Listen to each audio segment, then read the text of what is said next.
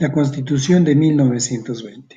Hoy vamos a hablar de algunos cambios que tuvo la Constitución de 1920 respecto a la Constitución de 1860. Es por ello que el objetivo de aprendizaje es identificar y analizar los cambios de la Constitución de 1920 respecto a la de 1860 y los cambios sociales que se dieron durante el gobierno de Leucena, vale decir, durante el gobierno de Augusto Bernardino Leguía, quien gobernó, como ustedes saben, de 1919 a 1930. Esta constitución en realidad se aprobó el 27 de diciembre de 1919, pero se promulgó el 18 de enero de 1920, por eso es que lo conocemos como la Constitución de 1920. Y entre los cambios relevantes que prácticamente se plasmó en esta Constitución, tenemos, por ejemplo, que el periodo presidencial se prolongó de 4 a 5 años. Como pueden ver ustedes, esto ha permanecido en el tiempo, porque hasta el día de hoy los presidentes o los que gobiernan el Perú, ¿ok?, gobiernan por 5 años. Por otro lado, tenemos también la creación de congresos regionales, tanto en el norte como en el centro y el sur del país. Y otro cambio relevante es que en cada elección que se dé a partir de 1920, se elegiría de manera simultánea al Congreso y al presidente de la República, como por supuesto también se hace en la actualidad. Cada vez que vamos a votar, votamos por el presidente y también votamos por los congresistas. O sea, eso quiere decir que también ha permanecido en el tiempo. Aparte de ello, encontramos aún algunas medidas destacables del gobierno de Leguía. Y dentro de estas medidas queremos ver, o en todo caso queremos apuntar, de que Leguía se acercó mucho a las comunidades campesinas, ¿no? O les dio en todo caso su lugar, su espacio, ¿no?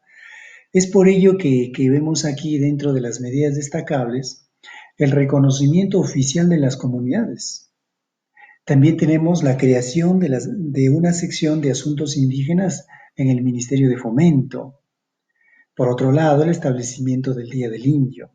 Cada 24 de junio se celebraba el Día del Indio. Actualmente, pues ya no se conoce como el Día del Indio, sino como el Día del Campesino, pero se sigue recordando, celebrando, ¿no?, en honor de la gente del campo que labra la tierra, ¿no? Entonces se sigue celebrando todavía, ¿no? O en todo caso es una fecha cívica relevante dentro de nuestro calendario peruano. Y finalmente tenemos la formación del patronato de la raza indígena. Como pueden ver ustedes, todo gira en torno a las comunidades indígenas. Dentro de los cambios sociales del oncenio, yo creo que es relevante anotar la modernización del sistema educativo. Pero esta modernización se hizo con el asesoramiento de Estados Unidos o de gente de Estados Unidos. Pero fue mal o no, todo sistema educativo es bueno. Y más aún, este sistema educativo que condujo a que más alumnos o más estudiantes lleguen a las escuelas o a los colegios. Para 1930, cuando ya terminaría el gobierno de Leguía, se había triplicado los estudiantes de las escuelas. Otro cambio social es la promulgación de la ley de conscripción vial. Esto como que es una paradoja, ¿no? Por un lado tenemos la actitud conciliadora de los campesinos y por otro lado esta ley que no favoreció a los campesinos en realidad, porque los que realmente trabajaron en las vías de comunicación, abriendo caminos o abriendo carreteras, fueron los campesinos, finalmente, porque ellos no pudieron pagar los días de trabajo que no podían desarrollar. En cambio, la gente pudiente, la gente que realmente tenía recursos, pagaba y no trabajaba, ¿sí? Entonces, los afectados eran los campesinos. Sin embargo, se habla de una actitud conciliadora con los campesinos o con los indígenas. También Dentro de los cambios sociales se considera que se desbarató el poder de los gamonales. ¿Por qué? Porque la guía promovió, por ejemplo, que los campesinos, ¿ok?, también empiecen a reclamar, ¿no?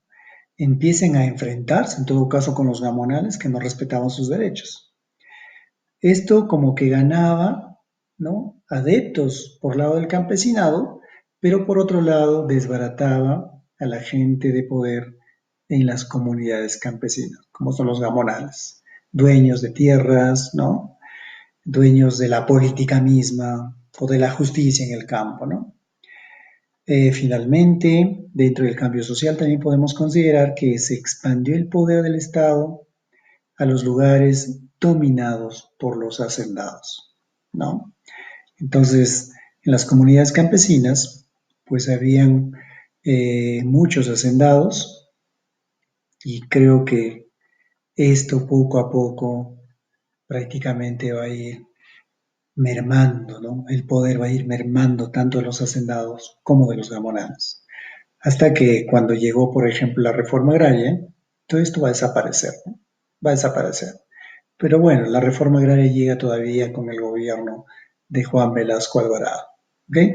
Entonces, esto es básicamente que tenemos que entender y ustedes ya con las preguntas que le estamos formulando a continuación entenderán o comprenderán de una manera más cabal este tema, el tema de la Constitución de 1920 y las medidas sociales.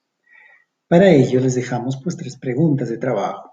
¿Qué cambios incluye la Constitución de 1920 respecto a la de 1860 y en qué medida favorecieron o no al país? Tendrán que analizar si favorecieron estas medidas o no a nuestro país, ¿no? Y necesito que sean un poco críticos, ¿ok?